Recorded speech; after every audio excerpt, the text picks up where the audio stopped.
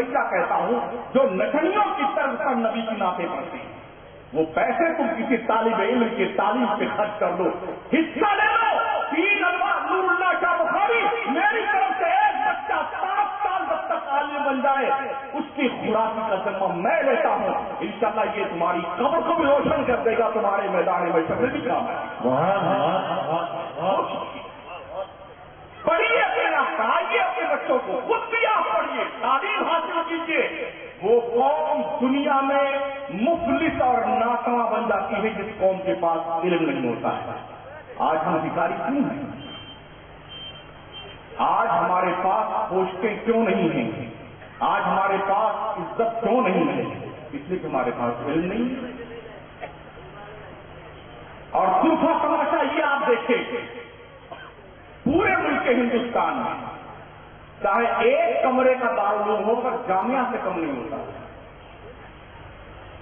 کمرہ ایک ہی ہے مگر جامعہ، دارالعلوم، یونیورسٹی، مجوزہ یونیورسٹی، یعنی ابھی پلان ہے ہمارے دماغ میں کوئی یونیورسٹی ہم بنائیں گے۔ حالت یہ ہے کہ ایک کمرے کا دارالعلوم و جامعہ ہے، وہاں بھی بخاری کا ختم کروایا جاتا ہے۔ ہماری مرکزیت ختم ہو گئی سر۔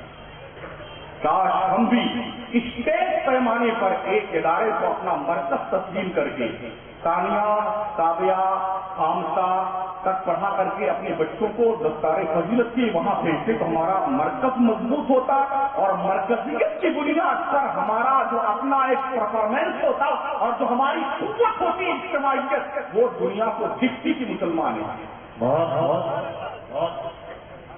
پیارے آقا کی ترجمانوں، مکتب کا حال ہمارے بہت برا حال ہے، دارالعلوم کے بھی حال ہمارے بہت برے ہیں۔ مولانا محمد علی جوہر یونیورسٹی بنائی گئی رامپور میں، لکھنؤ میں خواجہ معین الدین چشتی یونیورسٹی بنائی گئی، وہاں پر ایک بھی سنی لیکچرر نہیں ہے۔ قاسمی، ندوی، فلاحی، سلفی، مظاہری، اصلاحی، میرے خواجہ کے پیارے نام سے یونیورسٹی بنائی گئی ہے لکھنؤ میں۔ پڑھنے والا صرف وہاں پر دیوبندی تو نہیں جائے گا نا، ہمارے سنی پڑھتے ہیں، بلکہ مدرسوں میں بچے 5% ہمارے پڑھنے آتے ہیں، اسکول، کالج اور یونیورسٹی میں بچے 95% پڑھنے جاتے ہیں۔ ان بچوں کے دل کے اوپر جو تحریر لکھی جائے گی، کیا کوئی اس تحریر کو مٹا سکتا ہے؟ شاید یہ وہی درد تھا جس کو حضور امین ملت نے محسوس کیا اور البرکات نام کی عظیم یونیورسٹی انہوں نے قائم کی۔ اللہ اسے اوج ثریا پہ پہنچائے اور حضور امین ملت کو اللہ نظر بد سے محفوظ فرمائے، عمر خضری عطا فرمائے، تاکہ ان کے جو دل کے منصوبے ہیں دین و سنیت کے تعلق سے وہ بانے عروج پر پہنچے اور دنیا کو دعوت فکر کے نظر آئے۔ اے دنیا کے سنیوں، اگر دین کا کام کرنا ہے تو ایسا کام کرو جیسا امین نے کام کیا۔ میں اپنے طلبہ سے گزارش کروں گا، تقریریں دیر پا نہیں ہوتی ہیں، ادھر کان سے سنی ادھر سے نکال دی، تحریر پہ تھوڑی توجہ دیں۔ ویسے ماشاءاللہ ہم حضرت پیر طریقت رہبر شریعت ناظر شریعت علامہ شاہ نور اللہ بخاری مقدس اللہ النورانی نے بڑے ذمہ دار اساتذہ اکٹھا کیے اور قلم اور کرتاس کے مالک حضرت علامہ مفتی شمیم صاحب اللہ نوری جو بہت پہلی نظر رکھتے ہیں صحافت پر، بچوں کو چاہیے کہ وہ لکھنا سیکھیں۔ قلم کی کاشت نسلیں کھاتی ہیں۔ انسان تقریر سے نہیں پہچانا جاتا ہے، تحریر سے پہچانا جاتا ہے۔ امام غزالی تحریر سے پہچانے گئے، امام راضی تحریر سے پہچانے گئے، بریلی کا قلندر امام احمد رضا تحریر سے پہچانا گیا۔ قلم اور کتاب کے مالک بنی ایک مردود دیوبندی سے بات میری ہوئی، دوسرے کا مولانا آپ لوگوں کے یہاں صرف تقریریں ہوتی ہیں، ابھی آپ لوگوں نے تحریر کی چاشنی نہیں سکی۔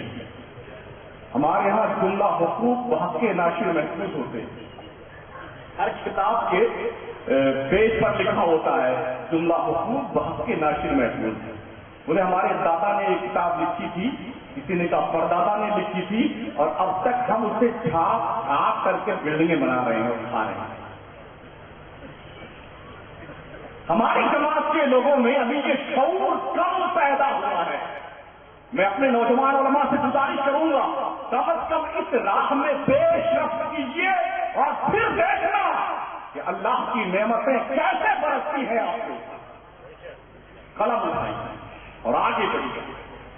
और आज के हालात में, आज के इस तनाजुर में अगर देखा जाए, हमारे बच्चों की जिम्मेदारियां और ज्यादा बढ़ जाती हैं। आज जो बच्चे बाज़ाब्ता तौर पर मौलाना बन करके हमारी बिरादरी में शामिल होने वाले हैं, जिनके सरों पर दस्तारे फजीलत बांधी जाएगी, अभी जिसको इस बात का पता नहीं है कि दुनिया के हालात क्या है, इन्हें इस बात का एहसास दिलाने की जरूरत है।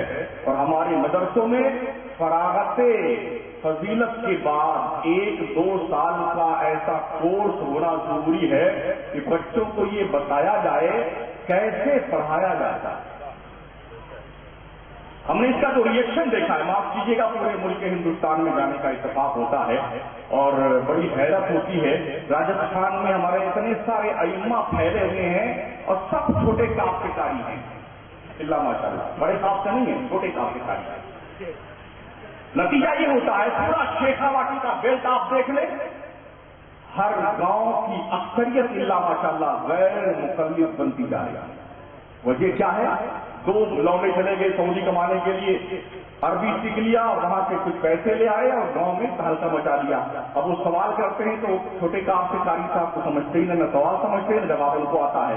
नतीजा ये होता है, कौम के लोगों को वो जोड़ते जोड़ते अपने मस्जिद अलग बना लेते हैं, अपना मदरसा कायम कर लेते हैं, और फिर पूरा गांव बाज़ाब्ता तौर पर हाइट देख करके वो हमारे सुन्नी छोटे काफ के कारी लोग फिर भागते फिरते हैं। हसद चलिए मुनाजरा कर लीजिए, हसद चलिए वो मौलाना आया हुआ, हसद चलिए वो फराहम से बहस कर रहा है। काम यूं नहीं चलने वाला है। हम जो माल तैयार करें, हमारे उलमा की जिम्मेदारी टटोले उस माल को, कितने कैरेट का माल ये है, ग्रेड क्या है इस माल,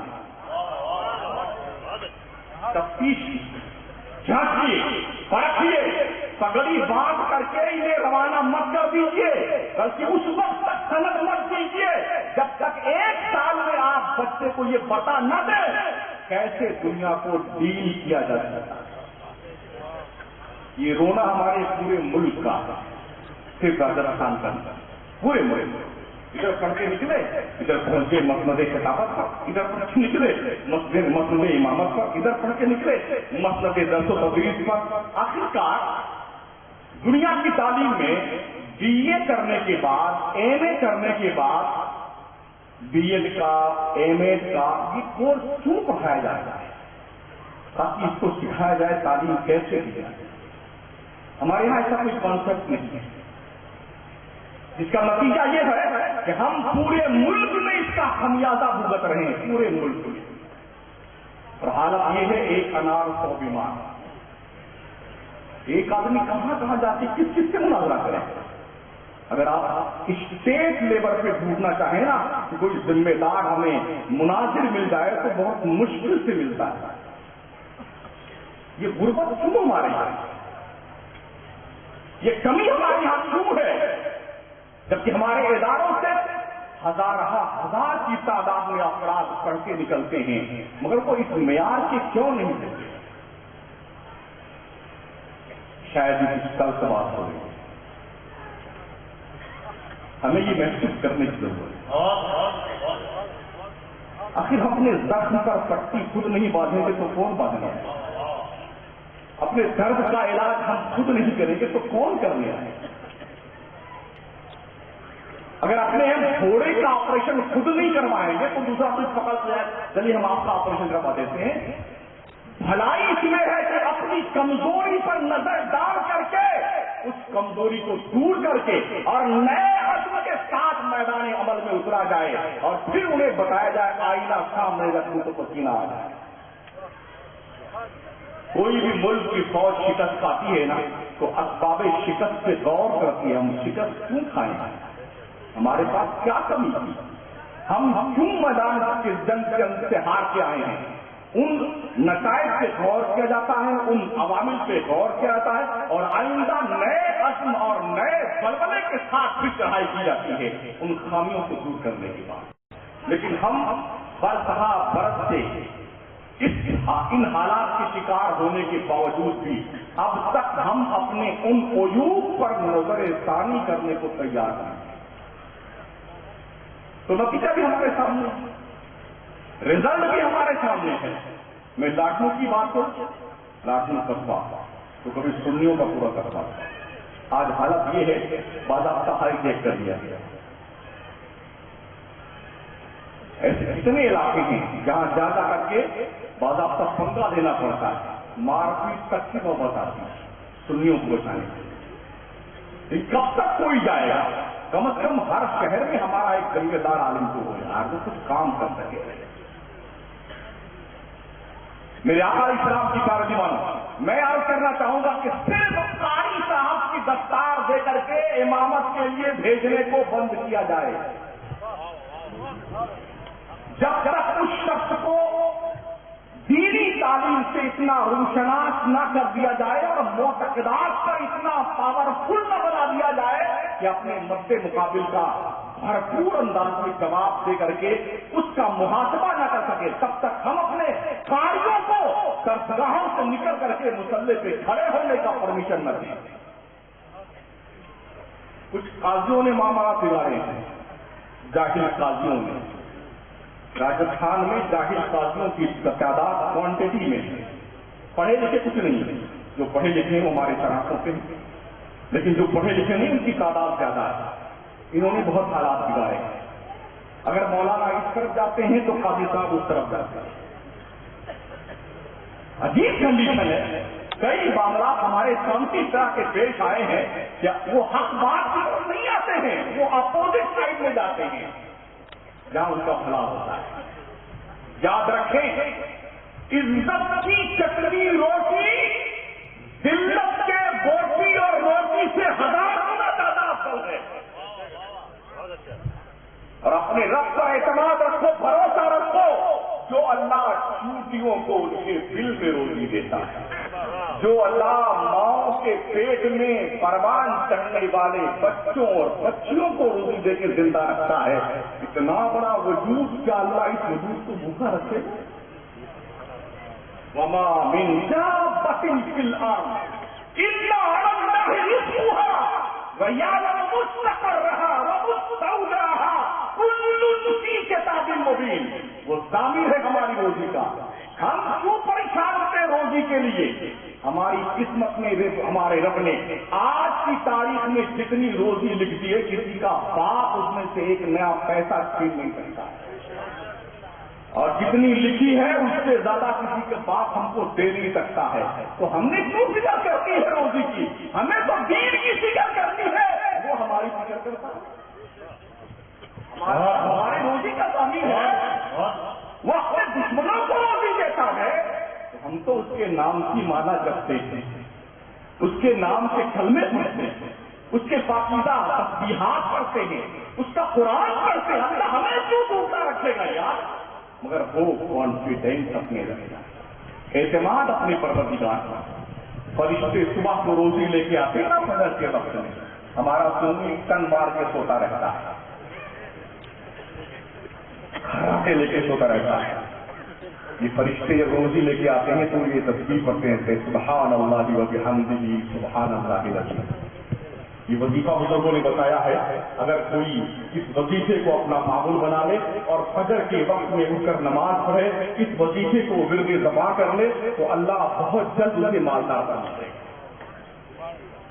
یہ بخاری شریف کے آخری حدیث شریف بھی جو ختم بخاری آتی ہے، کلمتان حبیبتان الی الرحمن ثقیلتان علی المیزان خفیفتان علی اللسان سبحان اللہ و بحمدہ سبحان اللہ العظیم۔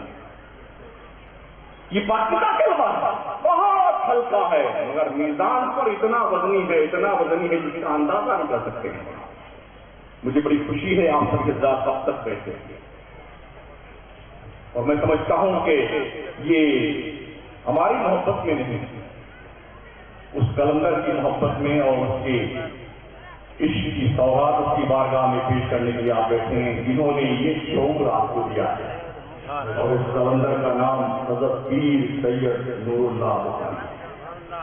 اللہ سلامت رکھے اس بندے کو، اس کی سادگی پر ہزار اڑانے کا قربان۔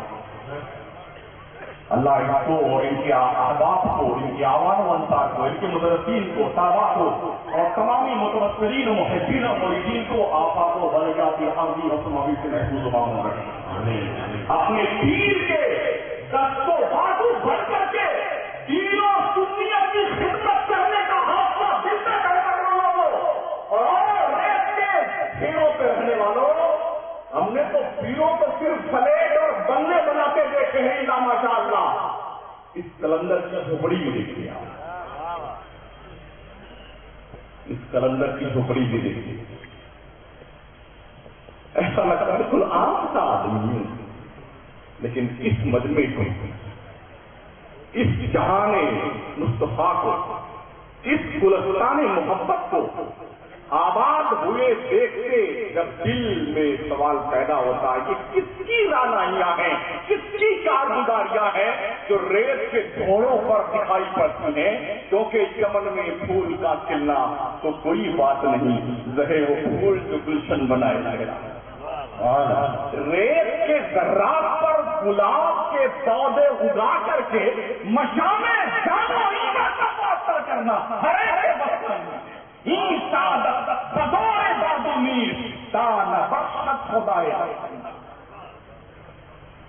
ہمارے علماء آپس میں متحد اور متفق رہ کر کے زندگی گزارنے کی کوشش کرتے ہیں۔